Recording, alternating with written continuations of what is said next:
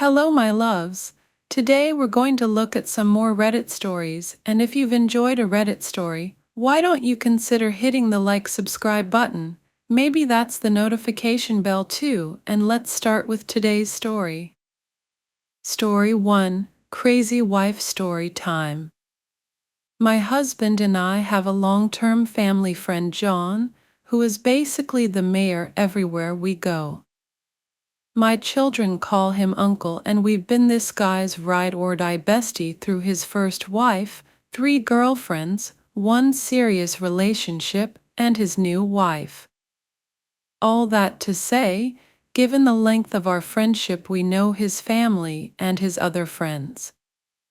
About 10 years ago, John's friend Dave and his wife, Emily, happened to be in the area with their kids and wanted to come hang out with us and several other couples during a beach vacation we were all on together, where several people/couples/families chipped in for rooms of a large beach house. Dave and Emily weren't invited, but just because no one knew them, but we invited John's friends to come hang out all day. Emily ends up talking with me quite a bit. My husband is not in town yet and joining our family the next day, and largely it was nice to have company. We talk almost all afternoon. She's acting as though we are long-lost sisters. Most of the conversation I enjoyed, but it became clear pretty quickly that she didn't really know who she was, what she was doing, and she tried to give me her version of social media therapy on the beach, and after the second beer it was full-on Dr. Phil and difficult to steer the conversation. I was annoyed, but okay. I had an older kid there, so other priorities. It was clear she was very not entirely sober. I choose to not think anything of the conversation missteps. After a fun day of beach drinking and kids playing, it was decided that Dave and Emily couldn't drive and it would just be easier to squeeze them into our beach house for a night. Dave decides to go put his kids to bed in one of the children's bedrooms. He must have passed out because he never returned. This left his wife Emily upstairs hanging out. After an hour more of all the kids in bed and adults upstairs playing cards, Emily decided to show everyone her yoga skills and gets quickly overtly sexual with the men in the room. She starts doing handstand splits on the top of the couch.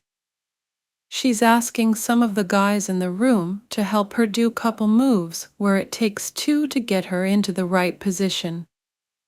This went on for at least a half hour. At one point, she sits on the shoulders of the younger solo guy on the couch, Sean, and he stood up trying to get her to stop. She ends up spun around his head with her crotch in his face for a split second, and she made some comment about whether he could smell her poocha. Story 2. My ex-husband had his side chick befriend me. After I got married to my, now, ex-husband, we moved to his hometown after he separated from the military. We both served and are both veterans. It took me a while to even find friends outside of his family. When our second oldest child entered pre-K, I made my very first friend and we're still very good friends to this day. 10 years later, our oldest child was taking self-defense class, and that's where I met the side chick for the first time. Her child was also taking the same class. Her husband was taking the adult classes.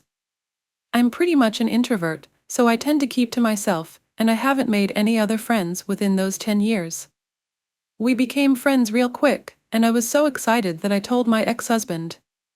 He expressed how happy he was for me, but now that I think about it, he was happy for himself. Fast forward another 2 years when quarantine was going into effect. Her husband's health started to decline and he was diagnosed with stage 4 cancer. We were there for them because we were treating each other like family at this point. Her husband passed away while I was away with my kids. My ex was acting a certain type of way that made me suspicious. When we all got back home, things gradually went south. They kept looking close. He was making her laugh all the time. When I'd show up to her house unannounced, to my surprise, he'd be there for haircuts or helping her out. One time she changed her very revealing top to a more modest t-shirt that covered up the girls. I became more suspicious when he would get upset when other guys would talk to her. They were always chatting and talking over me while I was in the middle, and it made me feel so uncomfortable. I finally started laying down some boundaries. I told him that he needed to stop talking to her, and I told him to not even call or text my friend unless he needed to contact me. He got upset and said that she was his friend too and that he wasn't going to stop being friends with her. He also said that I was just being jealous. He said that I didn't trust him, and that if I didn't trust him, I didn't love him. I'll go ahead and skip to our 16-year marriage coming to an end because I was jealous and unstable. That's what he told everyone. His family called BS, and he said that I turned his whole family against him when I hadn't even told them my side of the story at that point.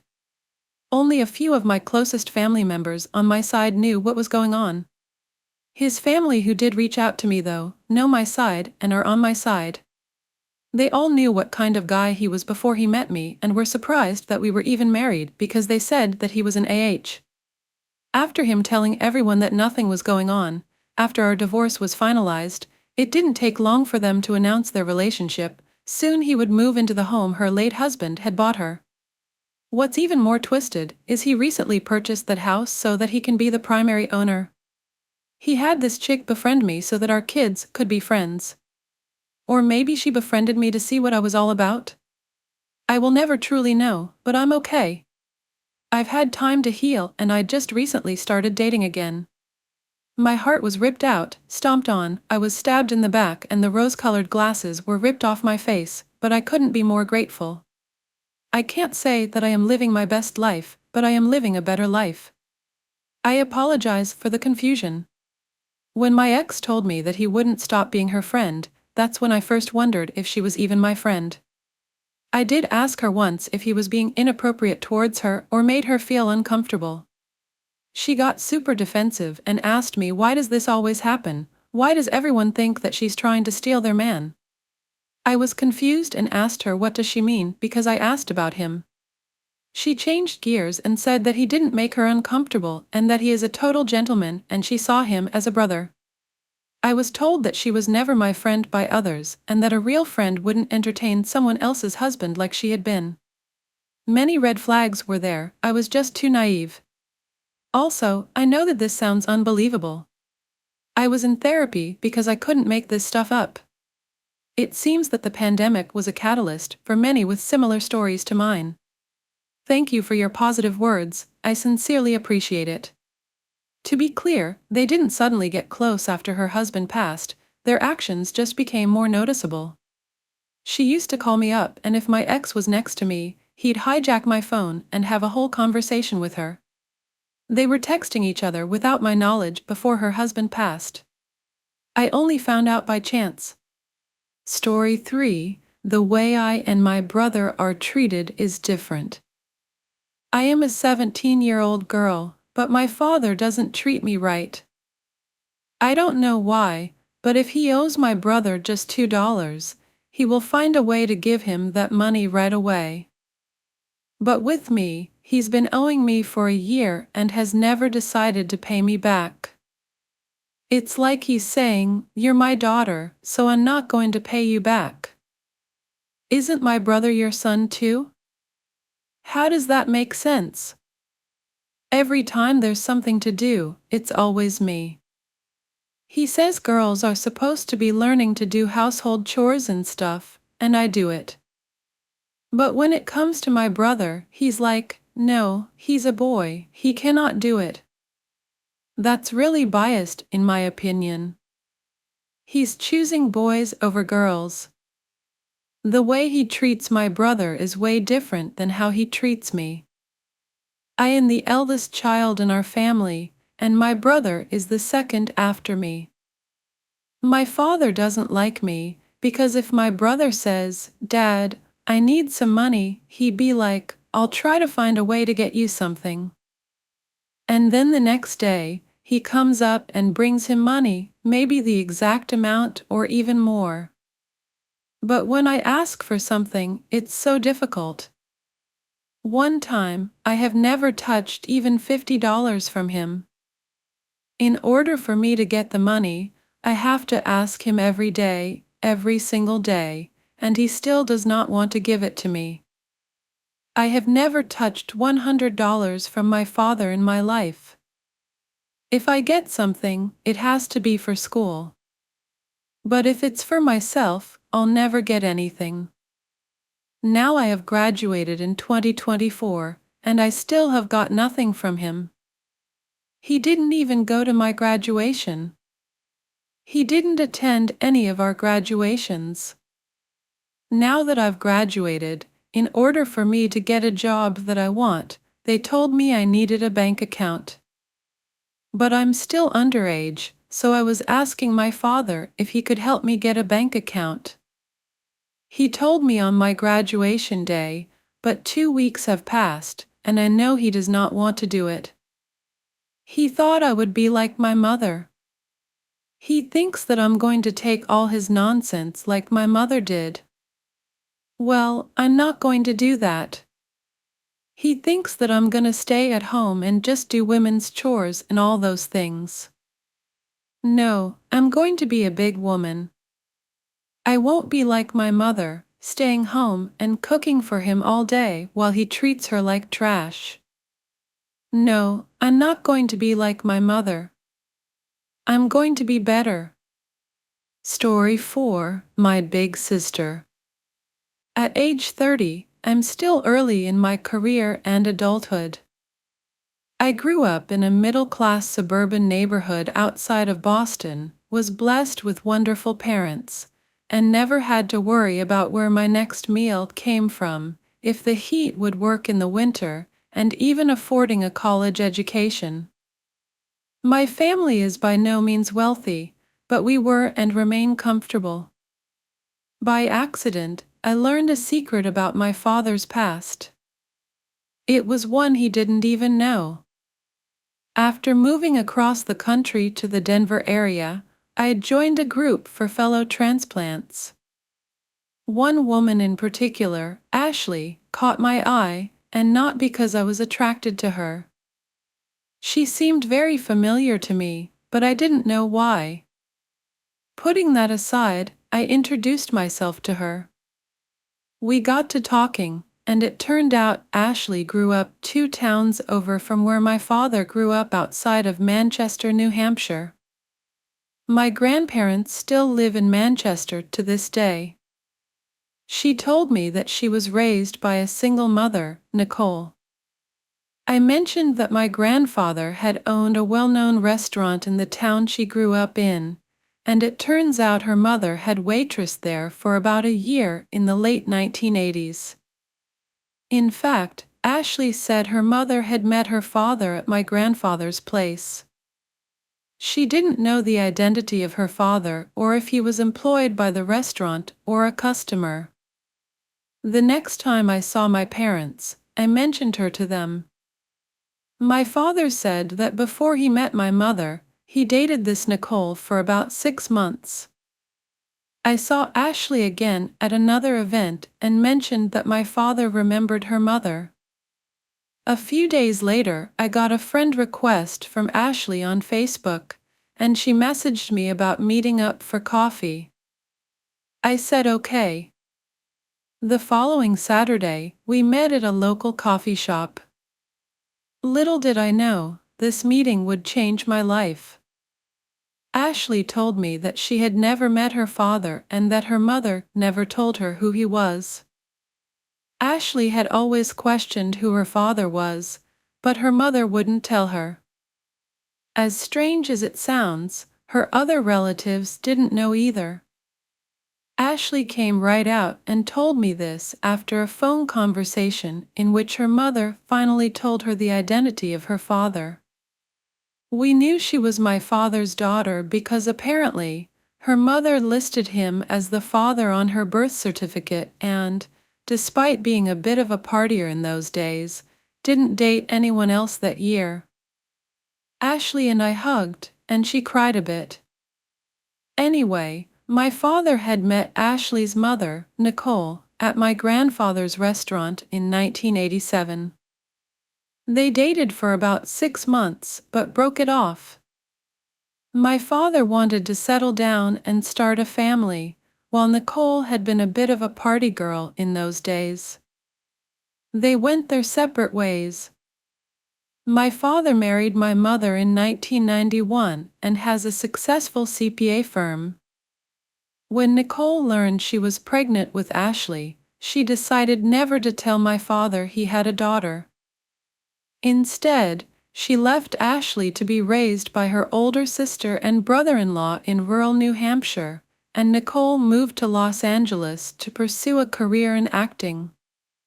The acting career never worked out, and Nicole ended up marrying a guy and having another family.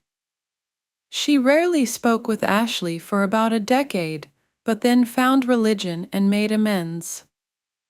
Ashley continued to be raised by her uncle and aunt, but had a relationship with her mother. This was a shocking revelation. My childhood had been a dream next to hers. While Ashley had the love of her uncle and aunt, they struggled financially. She never met our father and rarely saw her mother. Ashley was a decent student and went to school to become a nurse, which she did. However, she struggled with a gambling addiction and alcoholism in her 20s before her uncle and aunt staged an intervention. She relocated to the Denver area for a fresh start. I had found work there, and my parents decided to relocate there from suburban Boston. Our childhoods had been quite different. I was raised Jewish, she was raised Catholic. I grew up in a suburban town, she grew up in a rural community. My house growing up was an updated, 1,800 square foot bi-level home on half an acre. She grew up in a small, 900 square foot carriage house on a farm. I was close with my parents and extended family. She only had her uncle, aunt, and mother's parents. Now a nurse at a local clinic, Ashley was getting it all together. As many questions as I had for her, she had more for me. What were my parents, particularly my father, like? How about my grandparents? I went over to my parents' home to tell them the news. My parents were in shock, but agreed to meet Ashley. The following week, Ashley stopped by to meet them. There was a lot of crying. Fortunately, both of my parents were accepting of her. The following month, Ashley and I took a trip to introduce her to our grandparents for the very first time. At ages 87 and 95, my grandparents hadn't expected to be told they had a second grandchild. Both of them cried as soon as we walked in the door of their home. We also told her all about my great-grandmother, who lived with my grandparents in her later years but passed away when I was 10. My father's older brother, Don, who now owned the restaurant my grandfather started in 1965, was also present for the meeting. Don remembered Ashley's mother well and commented that she was always happy. This story took place 2 years ago. Ashley and I have become friends. I see her probably once a month for dinner, and she makes it a point to visit my parents every Wednesday for lunch. She went to her mother's family for Christmas, an easy call since my family is Jewish. But she began having Thanksgiving with my family. I never yearned to have a sibling, in fact, I liked being an only child. But now that I have a half-sister, I'm fine with it. I only wish she could have met my parents and grandparents sooner. She seems to like having us around, as we are family she never had before. Like I said, she had the love of her uncle and aunt, but she told me that something seemed to be missing. As for her mother, she had a decent relationship with her, but it was also awkward. My family accepted her, to which she was grateful. It turns out both of us have the same taste in music, and we've been told that we have the same eyes. I didn't see this at first. Our relationship has been interesting. I'm a bit of an introvert, so my social life isn't super active. However, I do date, and Ashley often offers me advice and seems protective over me. For my part, I'm now the person she calls when she has a problem. I mentioned how Ashley gives me advice on dating women, but she also dates women. As a teen, Ashley discovered that she was a lesbian. Being from a religious home in a rural area, she hid this fact for 15 years. When she finally came out to her aunt and uncle, it took them a while to get used to the idea, but they accepted it. In my family, it was never an issue. Finding Ashley has meant different things to all of us. My grandparents and father were happy to meet her, but sad they didn't get to see her grow up. My mother accepted Ashley immediately as a stepdaughter. My Uncle Don was suspicious at first, thinking maybe Ashley wanted money or something. He warmed up to her. For my part, it's not like Ashley filled a void for me. But making a connection with her has meant a lot to me nonetheless. Story 5. Talk about family stories. Hi everybody, I'm 30 years old now. My income is about 3x/month. Currently, I am increasingly stuck in my relationship with my biological mother. Is there anyone here in the same situation who can share? Ever since I graduated from school and started working, my mother always compared me with children A, B, C, X, Y, Z. One day I asked him why he didn't work in construction. One day he did IT, another day he did architecture, one day his brother and sister worked in MMO and just bought a house. The salary was very high. One day his friend who worked at VCB got money from the copper sewing fund. Serve up to 5 million, why don't you work in a bank? Every time I hear where A, B, C earns 15 to 20 million, they come back and show off. I'm bored, so I never share about my work and salary. The conversation between mother and daughter is always only a few sentences, and always revolves around salary and income. I have never seen her ask how the job was, if she liked the job, if there were any difficulties, or any words of support. In 2018, my best friend came to wish me a happy new year, and she also asked her friend to advise me on changing careers. After a while, I went to Hanoi to work. During pandemic 2020, the company allowed WFH for about 2 weeks. I went home for a while. During these 2 weeks everything was okay. On the last day I'd planned to withdraw money and give it to her as food and living expenses for those 2 weeks before going to Hanoi. But things didn't go as planned. As soon as I finished lunch and went up to the room to rest, my grandmother rushed into the room and scolded me, saying that I was too old to think. How many days had I lived without being able to give any money, and that I had no responsibility towards the family? He even pulled out a notebook and said he had recorded all the money I had given her so far, then threw it in my face and told me to look at it. I'm bored and don't want to say anything again. Wait until you're done talking, withdraw money, give it, then book a car to go to Hanoi. 2. I've only been married for 2 years. Recently, I had a small child for a few months, so I couldn't go back to my paternal hometown, district in Baekjeong, to visit my uncle and aunt before Tet.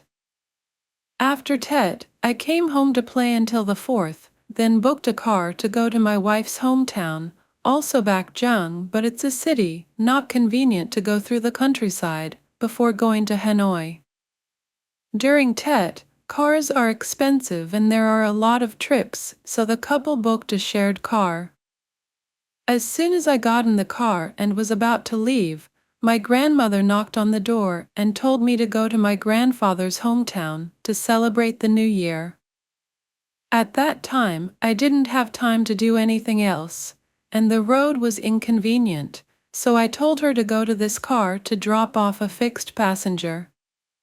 She couldn't go like that. Thinking everything was over, the other day she went to Hanoi to visit. After talking for a while, she told her family that they don't have money to go anywhere. I was so upset that after talking for a while, she said that even when I go back to my hometown, I don't have money to book a car. If I have money, I'll book the whole car and go wherever I want, and I'll turn wherever I turn.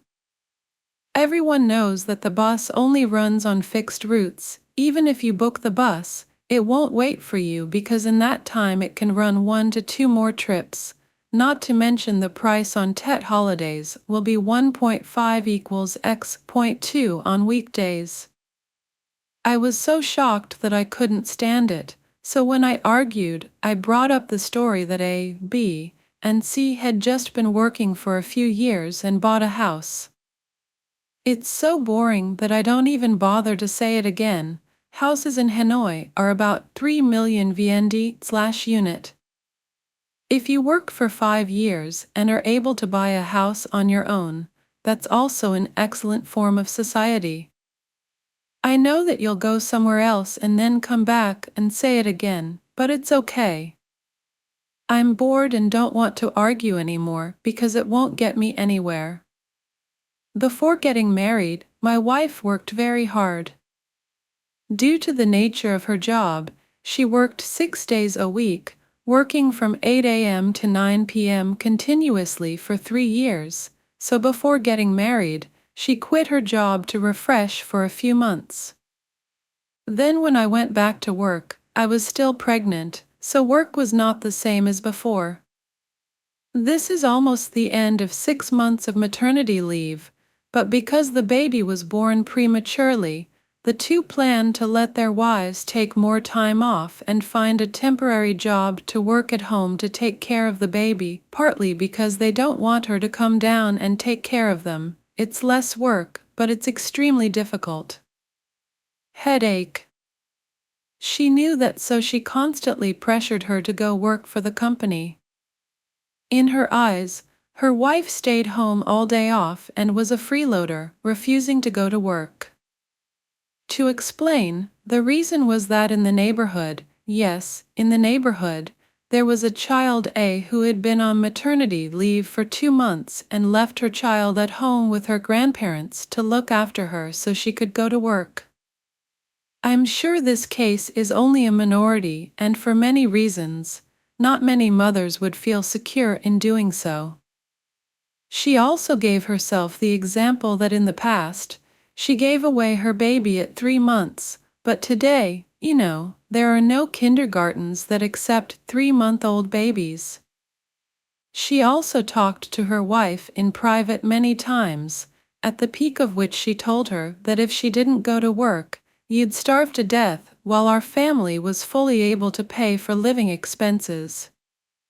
Buying a house is determined by circumstances and will take a long time, but as long as you can't buy a house, it will probably be talked about for a long time. In fact, this National Assembly relationship is becoming more and more deadlocked day by day. I know that for many reasons, partly because of the characteristics of her previous job, partly because of her high expectations for her children, she is like that. But her constant comparison and blind pressure without a specific solution makes me more and more stressed and tired. Many times I want to give up, just stay in Hanoi and then go back to my hometown to play for Tet. But thinking back, I was the only child and my father passed away early, so I couldn't do that. Bye and see you again in the next videos and stories.